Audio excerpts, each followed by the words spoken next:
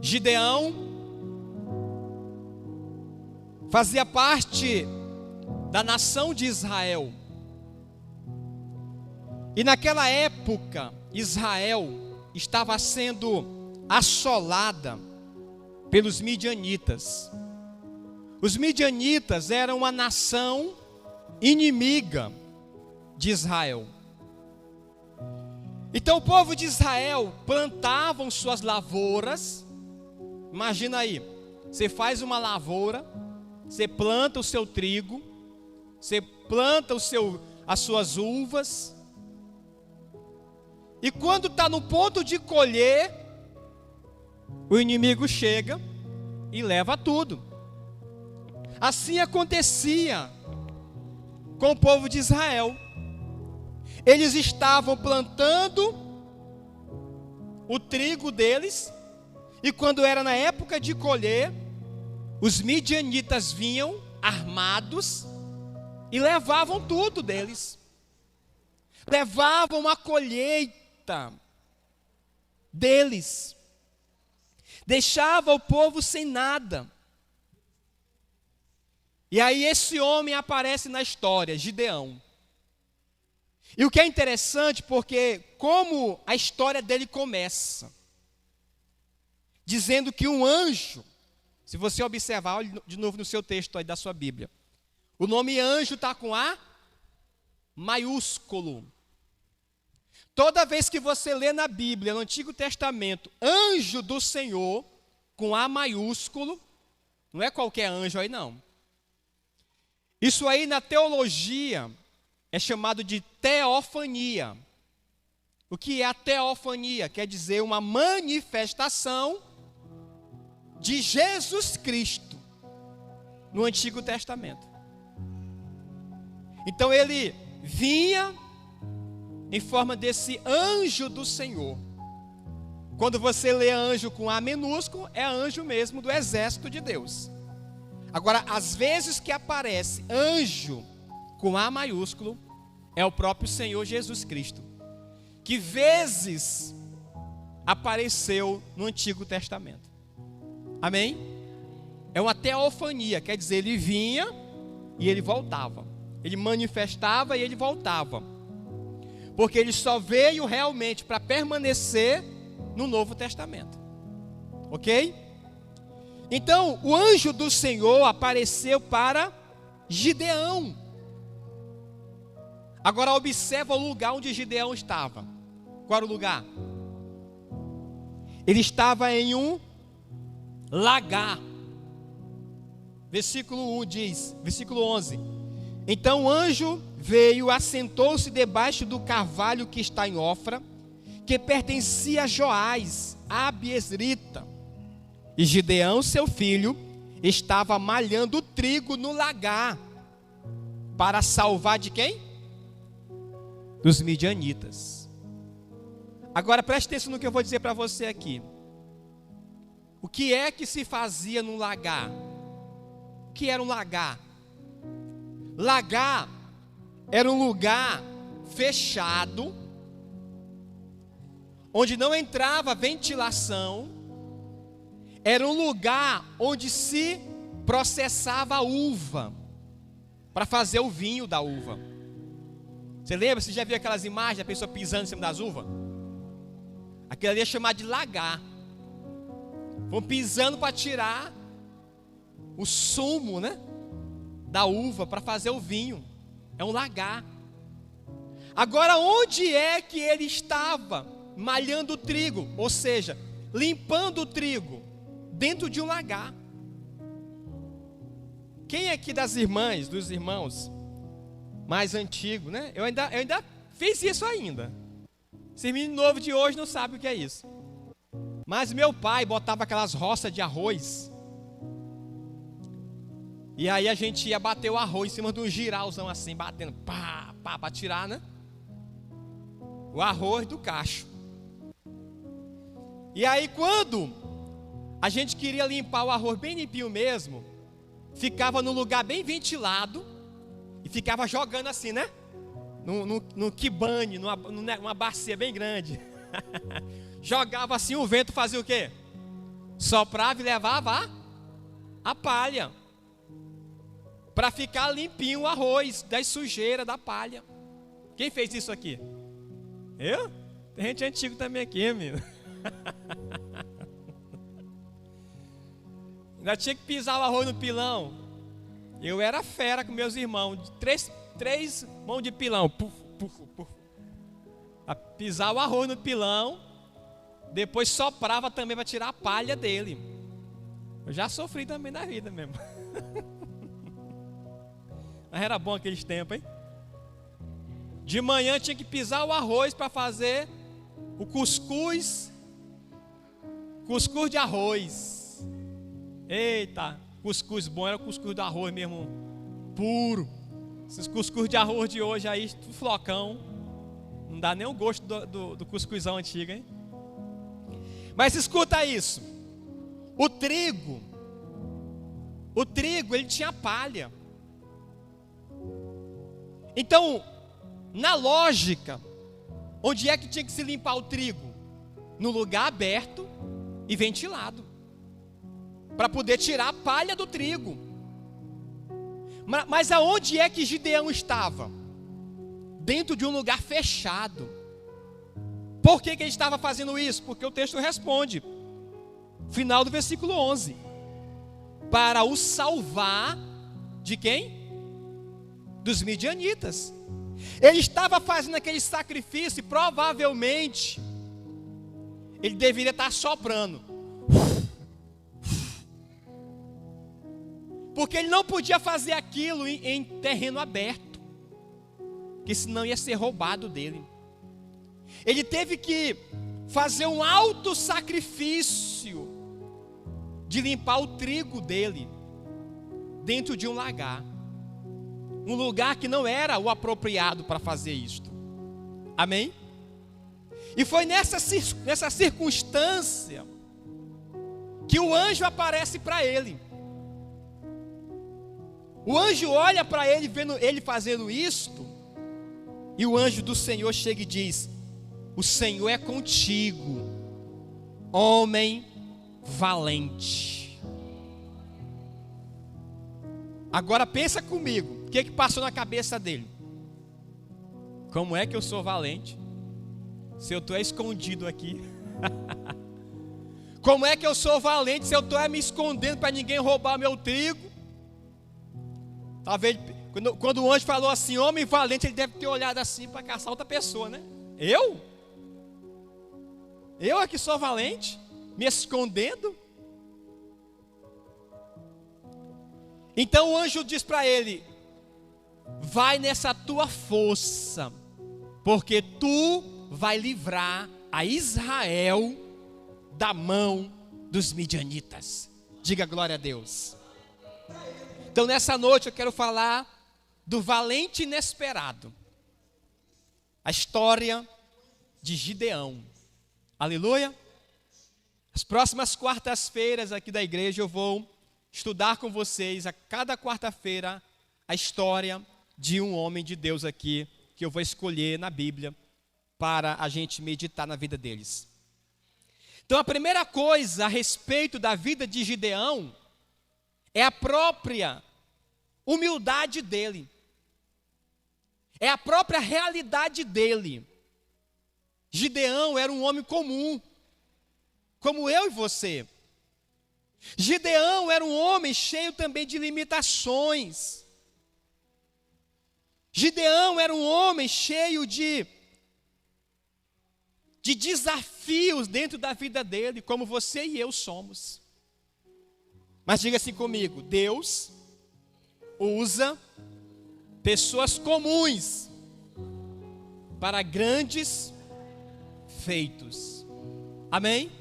Repita mais uma vez: Deus usa pessoas comuns para grandes feitos. Isso aqui já é uma primeira palavra para você tomar posse. Porque muitas vezes a gente pensa que a gente tem que ser especial, assim, diferenciado, né? Tem que ser quase que nascer como o Neymar. Assim, de vez em quando nasce um jogador bom, é diferenciado. Não. Deus não está dessa maneira trabalhando com a gente. Deus nos escolhe nas nossas próprias fragilidades que nós temos. Gideão, ele era um homem comum, um homem cheio de dúvidas, um homem que estava se escondendo. Aparentemente, ele mesmo, quando ele ouviu aquela palavra de que ele era um homem valente, no início, foi difícil até para ele acreditar. Sabe quando alguém chega para você e diz assim: fulano de tal, você é uma pessoa muito determinada, eu admiro em você essa perseverança que você tem. Aí talvez você mesmo olha para você e diz: mas eu sou perseverante. Muitas vezes a gente tem dificuldade de acreditar na gente mesmo. Tem pessoas, irmãos, que eles têm dificuldade de acreditar que elas podem fazer algo. A segunda coisa importante é a própria chamada de Gideão. Deus responde para ele e diz assim: Gideão, vai nessa tua força. Versículo 14. Vai nessa tua força e livrarás a Israel da mão dos midianitas. Porventura não te enviei eu? Então escute isso. Quem é que está te enviando? Quem é que está nos chamando? É Deus. Você tem que entender que quem está dizendo para você fazer é o próprio Senhor. Deus chega para Gideão e diz: Gideão, tu vai livrar o povo de Israel da mão dos midianitas. Quantas vezes Deus fala com você algo e no início você não acredita que você vai poder fazer aquilo? Quantas vezes Deus fala com você que Ele tem algo a realizar através da tua vida, que você acha que é impossível de se fazer? Gideão, ele teve que superar as dúvidas. Se você ler mais na frente, você vai ver que ele faz uma prova com Deus. Ele diz assim: Senhor, se o Senhor realmente me escolheu, se o Senhor realmente está me enviando para fazer isto, eu quero fazer uma prova com o Senhor. Ele pegou um lenço, ele disse: eu vou colocar esse lenço em cima da grama, e amanhã, quando eu levantar, tudo ao redor do lenço vai estar molhado, só o lenço vai estar seco. Ele fez essa prova, colocou o lenço. No dia seguinte, quando ele foi olhar, tudo ao redor, o chão ao redor estava molhado, mas o lenço estava seco. Aí ele disse: Deus, só mais uma vez, Senhor, só para me ter certeza mesmo. Agora é o seguinte, que só o lenço fique molhado e ao redor do lenço fique tudo seco. No dia seguinte, quando ele levanta, o lenço está encharcado, que ele torce o lenço e enche um copo de água. Aí ele acreditou: realmente Deus está me enviando para fazer essa grande obra. Eu sei, irmãos, que quando Deus chama a gente tem que superar algumas dúvidas, sim. Todo homem de Deus, toda mulher de Deus, no processo do chamado dele diante do Senhor, passa algumas dúvidas na cabeça da gente, passa alguns questionamentos. Será que realmente Deus falou isso comigo? Será que realmente Deus me mostrou dessa maneira? Passa questionamentos. Nós somos seres humanos. Eu já tive nesses meus mais de 20, quase 23 anos que eu sirvo o Senhor. Eu já tive momentos de dúvidas.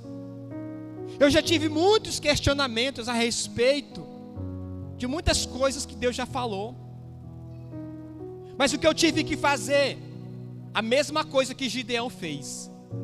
Gideão teve que superar aquelas dúvidas do coração dele. Gideão teve que superar aqueles questionamentos da alma dele.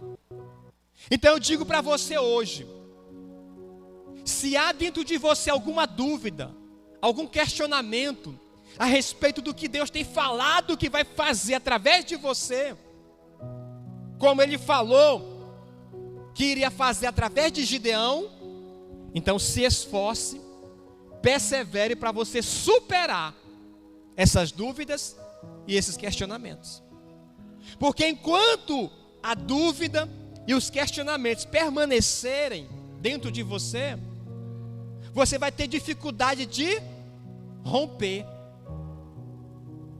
Gideão não avançou enquanto ele não superou aquela dúvida. E como é que ele fez isso? Pedindo prova para Deus. Amém? Ele pediu provas. Senhor, me dá mais uma prova. Tem muitos homens na Bíblia que pediram provas para Deus. É errado pedir uma prova para Deus? Não, não é errado. Se na Bíblia mostra que alguns homens pediram, é verdade que Jesus elogiou mais quem não pediu prova para crer do que quem pediu. Lembra do caso lá de Tomé com os discípulos, os demais? Tomé disse: eu só creio se eu colocar o dedo na ferida dele, aí eu vou crer que ele ressuscitou. Quando Marta, a Maria Madalena chegou e disse: Jesus está vivo, ressuscitou, Tomé disse: não. Ela disse: sim, eu vi ele. Ele disse: não, eu só acredito se eu ver, se eu colocar a mão, se eu tocar nele. Aí Jesus aparece. Aí Zaqueu, ao Tomé, Jesus estende a mão e diz: está aí, Tomé, bota o dedo aí na ferida. Aí o Tomé teve que tocar. Aí Jesus falou o que para ele? Seja crente. Seja crente. Jesus falou: bem-aventurado quem não viu e creu. Bem-aventurado quem não viu, mas creu. Então, Jesus elogia mais quem não precisa de prova. Mas, irmão, pedir prova não é pecado, não é errado. Se você não está conseguindo crer porque você não viu, então peça prova. Amém? Não, pastor, não preciso de prova não. Deus falou, já estou crendo. Amém? Melhor ainda. Mas tem gente que pede provas. Na Bíblia tem alguns casos de gente que pediu prova para Deus. E Deus deu a prova. Amém? Deus mostrou que Ele estava no negócio. Então depende de você, é a tua realidade com Deus, é a tua forma de viver com o Senhor que vai determinar se você vai crer. Basta a palavra que Ele está dizendo, ou se você vai ficar insistindo em pedir prova. Senhor, me dá mais uma prova. Senhor, só mais uma prova. Foi assim que Gideão fez. Ele teve que pedir 3 provas, porque teve mais outra depois, lá na frente. Quando já está no ponto da batalha, e Deus vê que Gideão ainda está assim meio. Aí Deus falou assim: Gideão, fala o seguinte, vou te dar mais uma prova. Desce de madrugada, caladinho, mas outro companheiro, e vai lá no meio do exército dos midianitas. Tu vai ver o que eles estão falando. Gideão saiu na madrugada, se arrastando. Quando chegou lá, caladinho, ficou escondido. Ele viu 2 midianitas conversando. Aí um falou assim: rapaz, eu tive um sonho essa noite. O sonho via um pão muito grande rolando e passava sobre o exército dos midianitas. Aí o outro companheiro falou assim: rapaz, esse sonho aí não é outra coisa a não ser Gideão nos destruindo.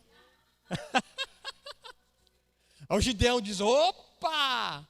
Voltou caladinho, diz: amém, Jesus. Gideão precisou de muitas provas, né? Ele ouviu da boca do próprio inimigo falando que eles iam ser derrotados por Gideão. Então, se você precisa da prova, é a tua forma de experiência com Deus. Não é errado, não. Amém? O próprio texto de Malaquias manda provar, não é? Provai o Senhor, se eu não vos abrir as janelas dos céus e derramar sobre vós bênçãos sem medida. Deus pede para você provar. Gideão pediu a prova e Deus deu. A prova de que Deus tinha chamado ele. Eu te chamei, Gideão. Tu és sim forte e corajoso. A terceira coisa que eu quero falar para você a respeito da vida de Gideão é que ele precisou, dentro dele, acreditar. Olha o que diz o texto, no versículo de número 15. E disse Gideão: ah, Senhor meu, com que livrarei a Israel? Eis que a minha família é a mais pobre em Manassés, e eu sou menor na casa de meu pai. Como é que Gideão se via? Como o menor. Gideão via a família dele como a menor. Gideão via tudo de uma forma, irmãos, pequena, negativo. Ele disse: a minha família é a mais pobre de Manassés, e eu sou o menor da casa de meu pai. O problema na vida da gente é a gente acreditar que a gente pode fazer alguma coisa, mesmo que a nossa realidade, a nossa volta seja contrária. Tem gente que diz assim: ah, eu não tenho condição de vencer na vida porque eu sou pobre, porque minha família é pobre, porque eu sou isso, eu sou aquilo. Veja como uma visão errada prejudica a vida de uma pessoa. Tem gente que, se você conversar com ele um pouquinho, ele revela que ele é cheio de impedimentos na alma dele.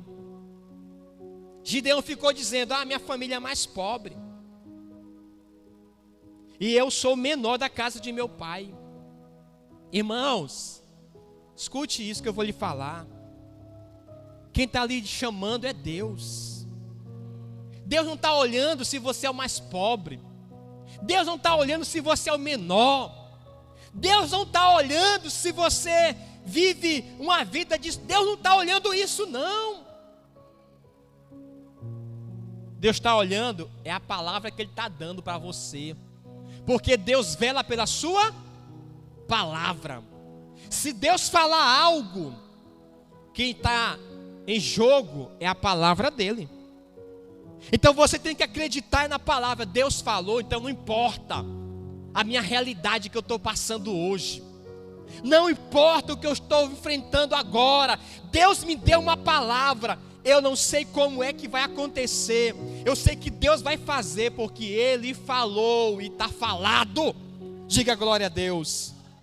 Diga: Deus falou e está falado. Não fique, irmão, olhando para as coisas à tua volta, não. Olhe para o Senhor que falou com você. Gideão, então, quando foi curado desse pensamento errado. Quando Gideão superou suas dúvidas e questionamentos, ele pôde então se preparar. Ele então começou a perceber que ele realmente tinha dentro dele uma unção de um guerreiro, de um valente. Amém? Como é que Deus via Gideão? Diga comigo, um valente. Como é que Deus via Gideão? Um valente, um homem valente. Como é que Deus te vê? Um homem valente, uma mulher valente. Diga assim: Deus me vê como, diga, aleluia, dê um aplauso a Jesus, glória a Deus. Ele te vê como um valente. Pastor, pastor, é você mesmo. Pastor, mas eu sou tão... É você que Deus está dizendo: ei, mulher valente, homem valente. Você tem que ver como Deus está te vendo. Passe a se ver como Deus te vê. Como é que Deus te vê? Valente, valoroso, guerreiro. Pare de se ver como coitado. Pare de se ver como pequeno, um menorzinho. Tudo para mim. Como é que Deus me vê? Valente. Então eu sou valente. Eu sou valente. Eu não é esse medroso aí que está se escondendo dentro de um lagar, não. Eu não sou esse homem aí que está se achando o mais pobre, vendo a família como a família mais pobre. Eu sou um valente, porque Deus falou que eu sou valente.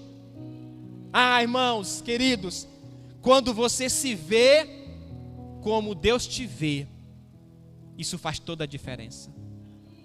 Isso faz toda a diferença na tua vida.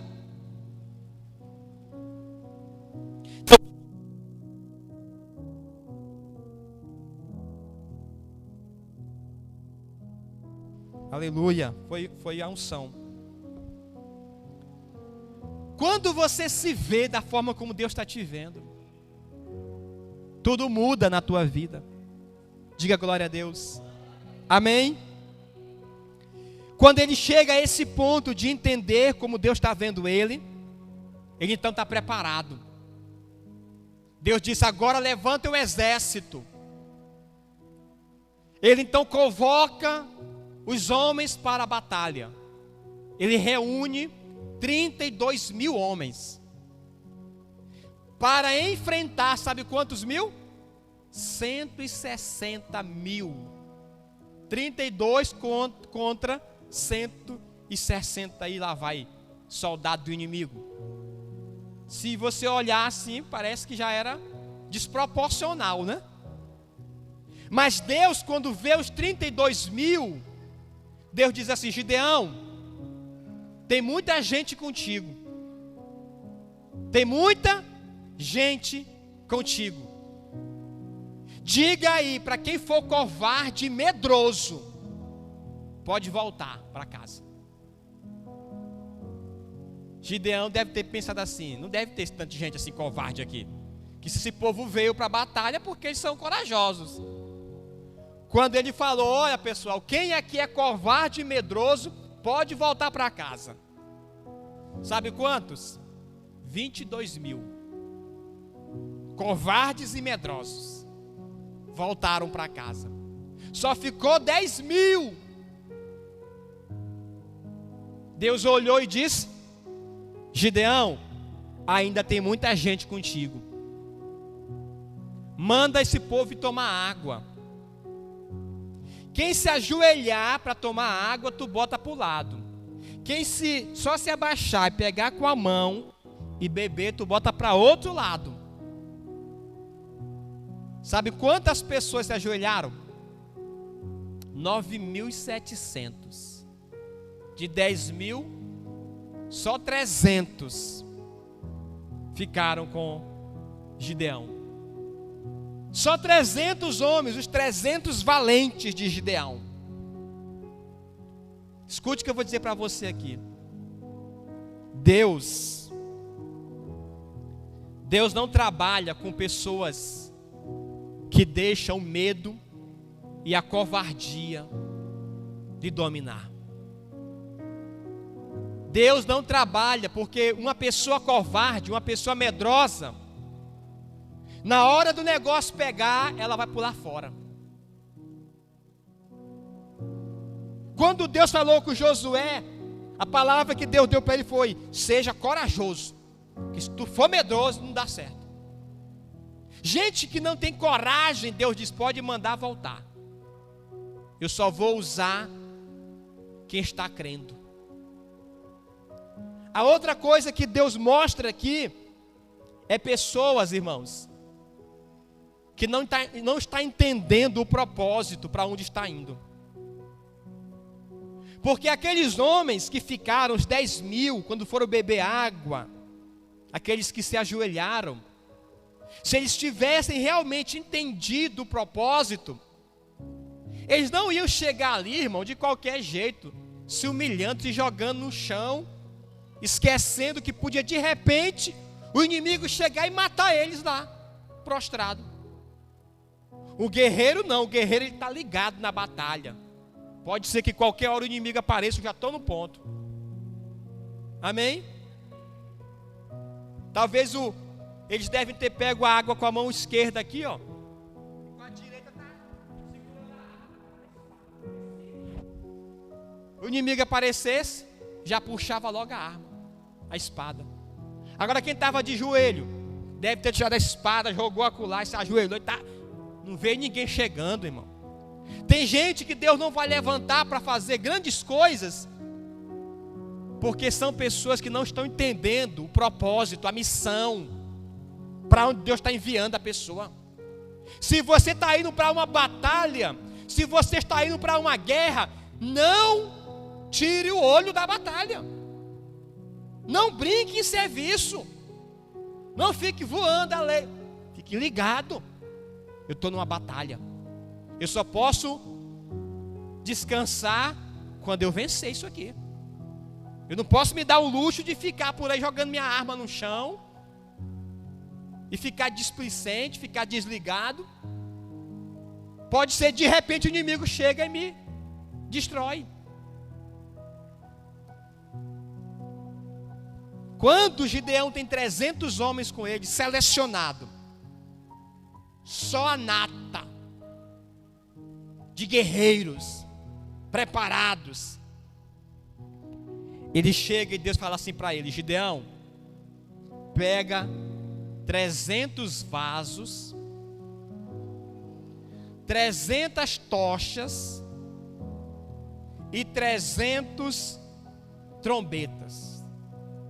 Bota na mão de cada um uma tocha, um vaso e uma trombeta. Olha como é que Deus estava mandando eles para a guerra.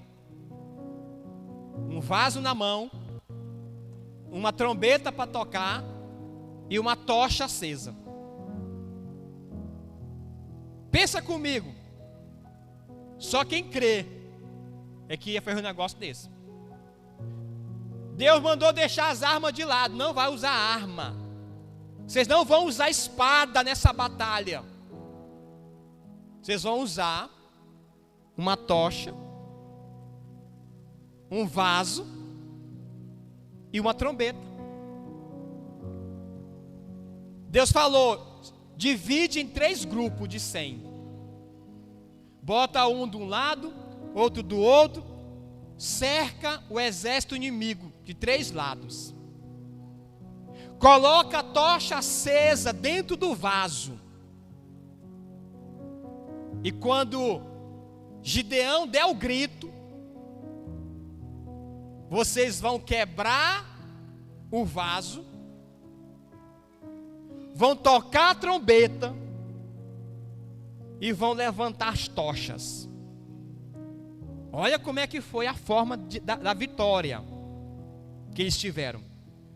Então separou 3 grupos de 100, ficaram lá com as tochas acesas dentro do vaso. Quando Gideão gritou, deu a ordem, eles quebraram os vasos. As tochas apareceram, né? E eles tocaram a trombeta. O exército dos midianitas estavam lá embaixo. Quando eles olharam, que eles viram o som dos vasos quebrando, eu acredito porque Deus deve ter potencializado aquele barulho. Quando as trombetas tocaram e eles viram aquele fogo, aquelas tochas, eles começaram a dizer assim: estamos cercados por um exército gigantesco. Vamos morrer agora, todo mundo. E começaram a correr, aquele desespero, corre, corre. E aí, irmão, no meio do corre, corre, eles começaram a pensar que o outro, do meio deles, já era do exército de Israel. E começaram a lutar um contra o outro. No meio da noite, daquele desespero, aquelas tochas lá, aquele das trombetas em cima. E começaram a lutar um contra o outro. Eles mesmos se mataram, tudinho. Meu Deus. Gideão não levantou uma espada. Deus usou para fazer ali uma grande obra. Foi ou não foi tremendo? Um vaso, uma tocha e uma trombeta. O que Deus estava querendo mostrar com isso? Qual o significado profético? A trombeta fala de você anunciar, de você proclamar. Na Bíblia existia convocações que eram feitas para o povo. Era através do toque da trombeta. De acordo com o toque da trombeta, o povo entendia, é para ir adorar. Esse toque aí é para a gente se humilhar. Esse toque aí é para a gente ir para a guerra. Porque havia os toques determinados. Então os toques da trombeta eram uma forma de anunciar uma mensagem.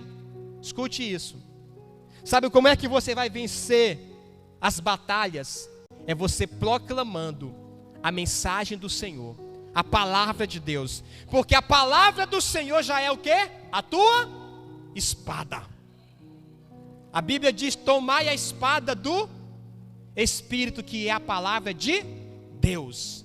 Quando você proclama a palavra, você está anunciando, você está liberando ela como um toque de uma trombeta. Ah, irmãos, a palavra de Deus, quando você ora a palavra de Deus na tua casa, quando você diz em nome de Jesus, a palavra de Deus diz que eu sou curado pelo sangue de Jesus, que Jesus já levou sobre ele as minhas enfermidades, você está tocando a trombeta. Diga glória a Deus. A oração mais poderosa do crente é orar a palavra de Deus, porque é tocar a trombeta. Aleluia. Eu ganhei um livro, né? Nós ganhamos um livro. O pastor que veio pregar agora aqui, pastor Alaue. O nome do livro é Orando a Palavra. Orando a Palavra, da apóstola Valnice Milhomes. E ela realmente fala esta visão de que o crente tem que confessar a palavra de Deus na boca dele. É ele tocar a trombeta. Quando você toca a trombeta da palavra, irmãos, ela sai como essa espada, cortando o inimigo, derrotando qualquer situação na tua vida. Então, a partir de hoje, quando você for orar, pegue textos da Bíblia e ore os versículos da Bíblia. Deus, a tua palavra diz isso, isso, isso, e eu confesso essa palavra. É tocar a trombeta da palavra de Deus. E o vaso? O vaso é você.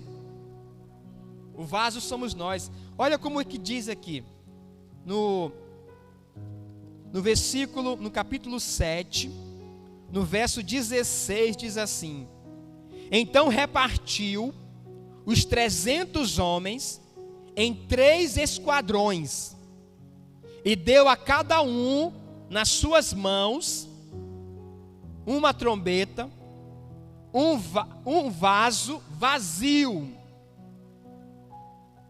com tochas neles, tochas acesas neles. Juízes 7, verso 16. Cada pessoa recebeu uma trombeta, um vaso vazio, com uma tocha aceso dentro dele. Como é que o vaso estava? Diga vazio. Diga, o vaso estava vazio. Ei, escute isso. O vaso estava vazio, para que pudesse colocar dentro dele a tocha acesa. Você é o vaso, mas se você estiver cheio de argumentos, se você estiver cheio de coisas que impedem da tocha, do fogo de Deus ser colocado dentro de você, como é que Deus vai botar? Para que a tocha do avivamento, que é o fogo do Espírito Santo, seja colocado dentro de mim, eu tenho que ser um vaso vazio. Amém? Para que Deus possa encher. Mas tem uma outra coisa tremenda. É porque o vaso foi quebrado. Diga, o vaso foi quebrado. Diga, Deus gosta de pegar vasos quebrados. Aleluia. O vaso na mão do oleiro se quebrou. É quando você se quebra. O que é se quebrar? Se quebrar é se render. Se quebrar é se humilhar. Se quebrar é você se entregar. Irmão, quando você se quebra diante de Deus, Ele coloca dentro de você a tocha acesa do avivamento. Diga glória a Deus. Diga, quando eu me quebro, quando eu estou vazio, então o Senhor pode colocar a tocha do avivamento na minha vida. Aleluia. Um vaso vazio com tochas acesas. É isso que você tem que ser. Sempre, Deus, eu quero ser um vaso vazio, quebrado, para que o Senhor possa me fazer de novo e colocar em mim o fogo do avivamento. Porque eu quero incendiar, Deus. Quando o vaso ser quebrado, o fogo vai aparecer. Quando o vaso foi quebrado, o fogo apareceu. Quando você se quebra, o fogo aparece na tua vida. Diga aleluia. E Deus deu uma grande vitória. Então essa história de Gideão é poderosa. E tem muitos ensinos aqui para as nossas vidas. Você e eu somos chamados pelo Senhor. Somos chamados de homem valente, de mulher valente. Somos chamados para uma missão grandiosa. E nós temos que apenas obedecer o que o Senhor está nos mostrando. Amém? Glória a Deus. Se coloque em pé neste momento.